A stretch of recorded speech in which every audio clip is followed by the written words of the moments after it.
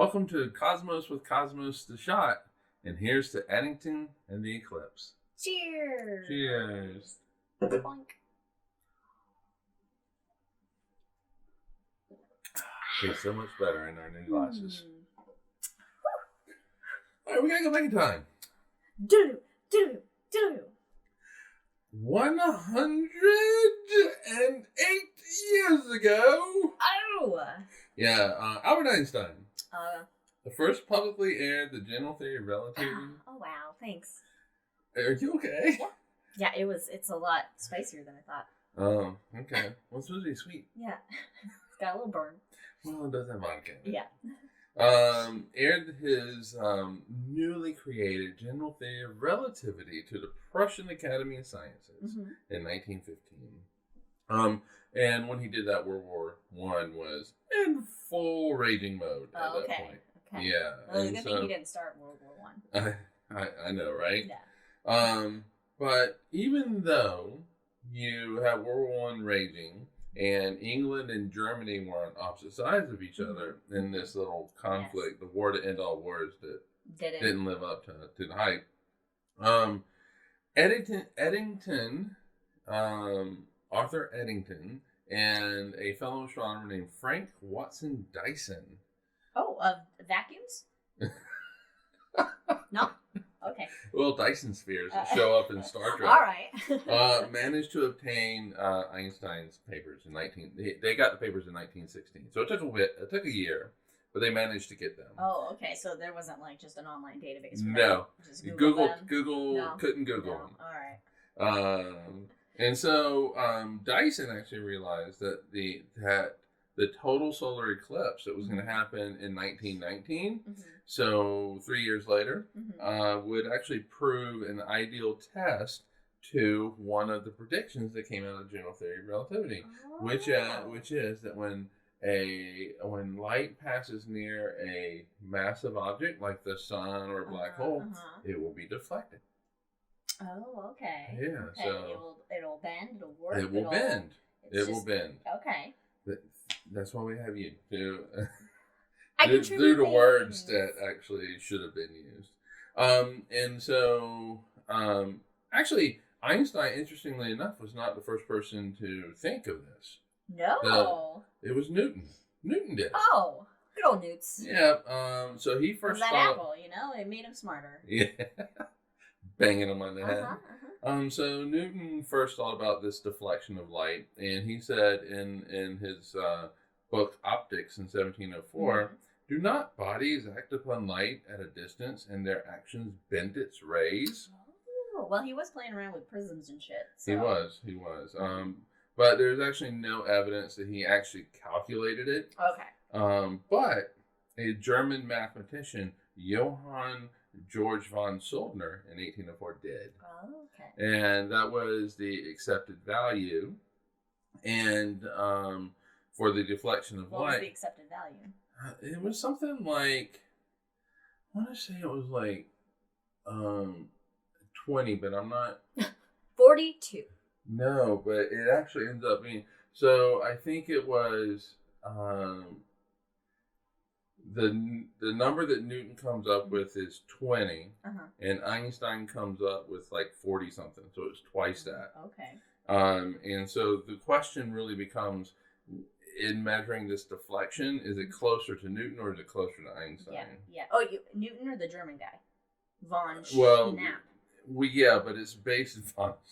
Did you say von Trapp? I said von Schnapp. But von Soldner. Schnapps. But von Soldner's calculations are based on Newton. Oh, yeah. So it really is going to be attributed to Newton. All right. So during the eclipse of 1919, the sun is sitting basically right on top of the Hyades star cluster. Oh, okay. So that provides... Located in Taurus the Bull. Located in Taurus the Bull.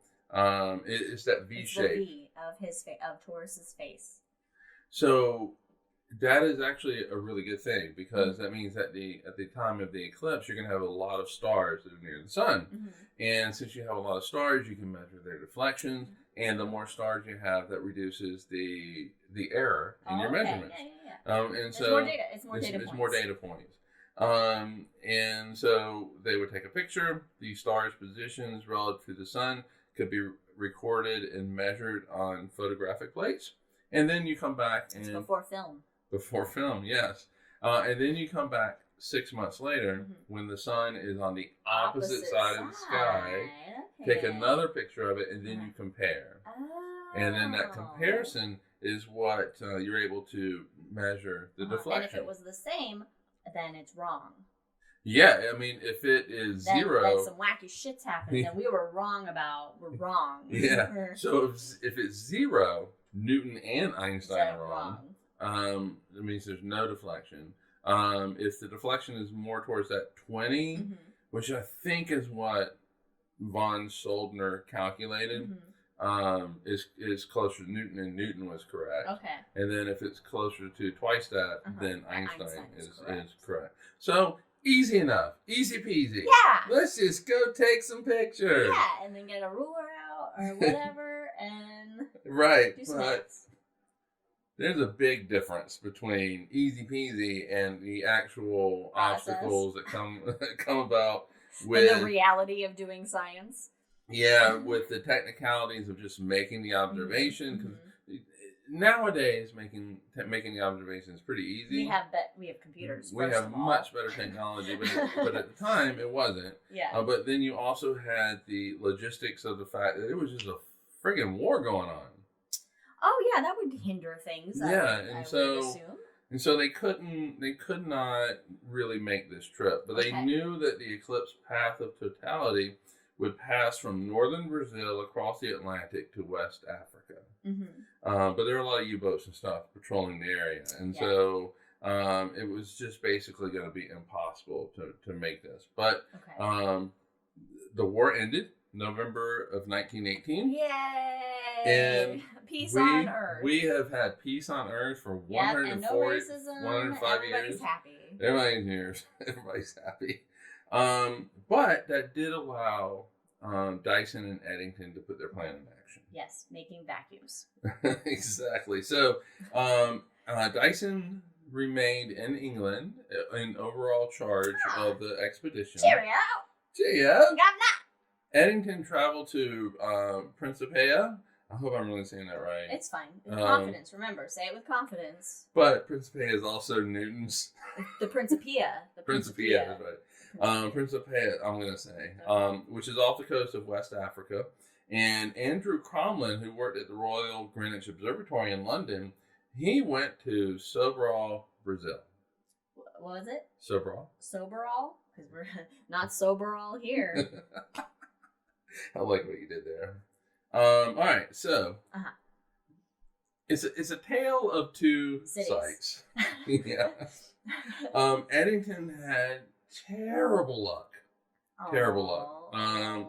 So when he got there, the weather was poor. Okay. But he did manage to make a few measurements. Fewer than what he wanted, but he was able to make them. Yeah. But they were clear images that he made. Not blurry. Not only that, when it was all said and done, there was a proposed strike by a steamship company, which meant that he had to get out. And because otherwise he wouldn't get a ship out. Yeah. And so that meant that he couldn't actually do the post-eclipse data analysis, make the actual measurements on the photographic plate, until he got back to England. He was going to do it on site. Oh, okay. Yeah, but he couldn't do it until he got back to England. He couldn't do it on the boat ride that I'm sure took a while? Too bumpy? I'm sure he did, but, it's bumpy, but, so it's best just to do it in a controlled location. So, yeah, that's fair. That's proper science. Controlled location. All right. So Andrew Cromlin actually had much better conditions. How he fucked it up, I don't know. But anyway, he had much better conditions. In Brazil, he had technical issues with the equipment, and it actually left many of the plates badly blurred. Oh, you gotta focus. You gotta get that zoom, or that focus, autofocus. Yes. So between the two, they were able to actually get some good, clean data. Okay. And they noticed that the measurements were markedly closer to Einstein than they were for Newton. Oh.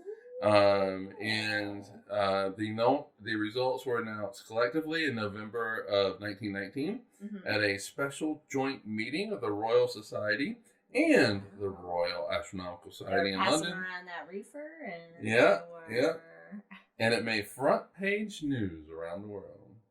Imagine that, science making front page news around the world. So I thought this was really interesting. The miracle year, called the miracle year of 1905 for Einstein, when he published papers on Brownian motion and the photoelectric effect, which he actually won the Nobel Prize for.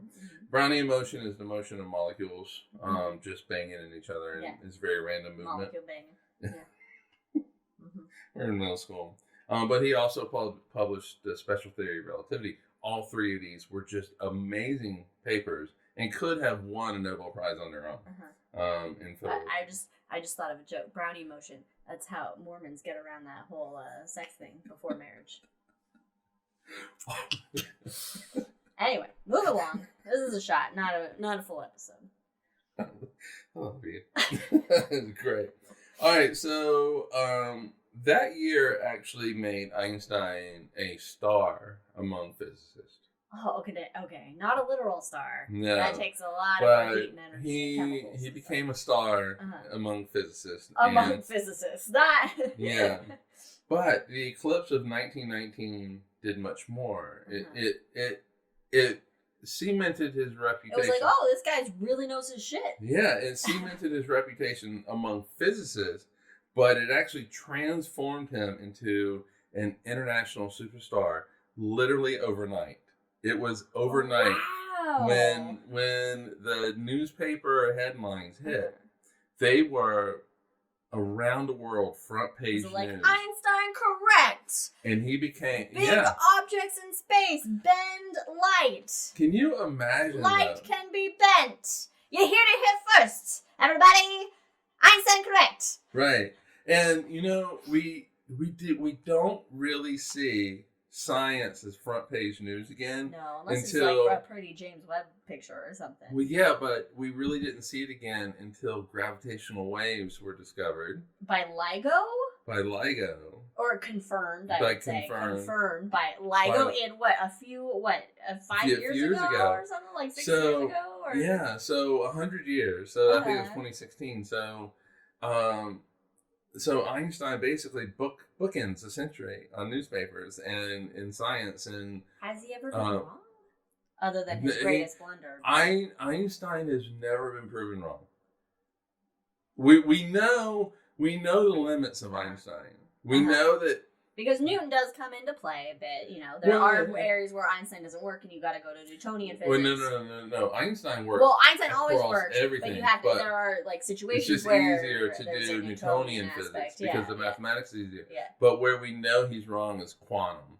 Okay, and so that's only because he didn't like quantum. He didn't like quantum. No. He didn't like quantum. He doesn't think quantum. But I think if he was around today, he'd be like, "All right, yeah, quantum's a thing." Yeah, because he would have seen the data. Can you imagine if Einstein was still around, like what his brain could contribute today still with all this new shit? I know. Anyway. Yeah, he would go from not believing into quantum to be one of its biggest supporters. And that is the story of Eddington and others and the eclipse of 1919. Cheers, everybody. Follow us on all the things. Check out other episodes of Shots. Check out our full episodes. And cheers. Be safe. Be healthy.